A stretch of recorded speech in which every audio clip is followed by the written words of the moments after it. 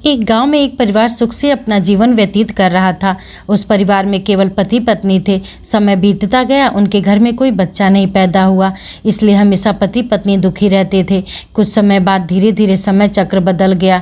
एक दिन उसकी माँ के पति को ऐसी बीमारी हो गई कि बिस्तर पर लेटने के बाद फिर उठने की क्षमता ही नहीं रही। शायद उसे कैंसर था, इसलिए वह बहुत कमज़ोर हो गया। अब वह माँ अपने पति को बीमारी से बचाने के लिए शहर शहर भटकने लगी। हर तरफ से लाचारी हाथ मिलने पर वह मायूस होकर पति को घर ले आई। घर आने के बाद उसकी हालत धीरे धीरे बिगड़ती गई। इस दौरान पति को पता चला कि उसकी पत्नी पेट से है। जब उसने यह बात अपने पति को बताई तो पति ने कहा कि अब उसे मरने पहले यह चिंता नहीं है कि उसके कोई संतान नहीं है। यदि मैं मर भी जाऊं तो यह बच्चा जन्म लेगा और आपके जीवन का सहारा बनेगा और आपके बुढ़ापे की छड़ी बन जाएगा। तुम अपना जीवन बच्चे के साथ व्यतीत करना। और यह सब कहकर पति ने अपने प्राण त्याग दिए। पत्नी ने पति का अंतिम संस्कार किया, लेकिन उसके मन में बहुत दुख था। लेकिन यह कहकर उसने अपने मन को आश्वस्त कर लिया कि उसके पति का प्यार, उसके गर्भ में एक छोटा सा बच्चा एक दिन इस दुनिया में जन्म लेगा और वह मेरे बुढ़ापे का सहारा बनेगा। अब धीरे धीरे समय बीतता गया और बच्चे के जन्म का समय आ गया। तब उस माँ ने एक पुत्र को जन्म दिया। माँ अब पूरी तरह से उन पर निर्भर थी और बच्चे का पालन पोषण करती रहती थी। धीरे धीरे अब उनका बेटा 5 साल का हो गया, इसलिए माँ ने अपने बेटे को एक स्कूल में पढ़ने के लिए भेज दिया। माँ की ममता विलक्षण होती है, इसलिए माँ अपने बेटे से बहुत प्यार करती थी। माँ अपने बच्चे को दर्द में नहीं देख सकती, इसलिए माँ उस बच्चे का दुख एवं दर्द स्वयं उठाती थी। अमीर लोगों के घरों में काम करके कुछ पैसे बचाती थी। वह बेटे की हर मांग पूरा करती थी। धीरे धीरे बेटा बड़ा हुआ और उसने उसे गांव से बाहर शहर में पढ़ने के लिए भेज दिया। बेटा भी मन लगाकर पढ़ाई करने लगा और एक दिन वह एक बड़ा अधिकारी बन गया।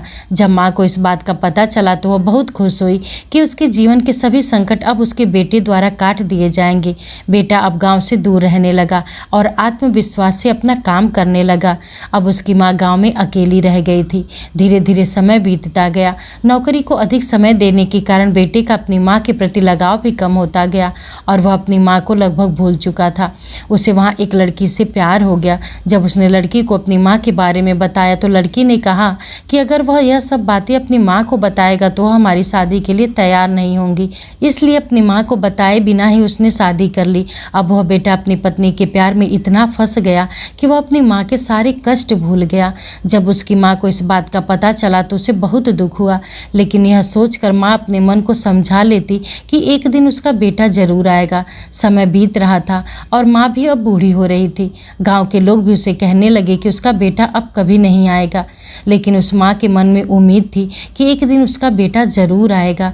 उधर बेटा पत्नी के प्यार में फंसकर माँ को पूरी तरह से भूल गया। यहाँ धीरे धीरे माँ भी इतनी बूढ़ी हो गई कि माँ को चलने फिरने में परेशानी होने लगी। फिर वह एक दिन गांव के लोगों को बुलाकर एक पत्र लिखी और उसे अपनी अलमारी में सुरक्षित स्थान पर रख दिया और गाँव के लोगों से कहा कि जब उसका बेटा आए तो उसे यह पत्र दे देना। और बूढ़ी माँ एक दिन अपने बेटे की याद में गुजर गई। इधर एक दिन इसी बात को लेकर उनके बेटे और पत्नी का झगड़ा हो गया और उसकी पत्नी ने उसे हमेशा के लिए छोड़ दिया। अब बेटे को अपनी माँ की याद आई और एक दिन वह गांव आया। गांव में आकर उसे पता चला कि उसकी माँ अब इस दुनिया में नहीं रही और लोगों ने उसे बहुत बुरा भला कहा कि तेरी याद में तेरी माँ मर गई, तुम्हारे नाम की एक चिट्ठी रह गई है। बेटे ने जब वह चिट्ठी खोलकर देखी तो उस चिट्ठी में माँ के उस दर्द भरे जीवन का सारा दर्द लिखा था और अंत में लिखा था कि बेटा, अगर मेरे कारण से आपके पारिवारिक जीवन में कोई बाधा आती है तो मैं जीवन भर आपसे अलग रहूंगी। अब बेटे को अपनी माँ के प्यार का एहसास हुआ और उसने अपनी गलती का पश्चाताप किया।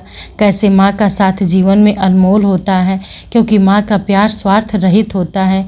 दोस्तों, अपनी माँ की हमेशा कदर करनी चाहिए।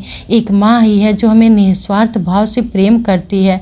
माँ की जगह इस दुनिया में कोई नहीं ले सकता। माँ तो भगवान से भी ऊपर होती है।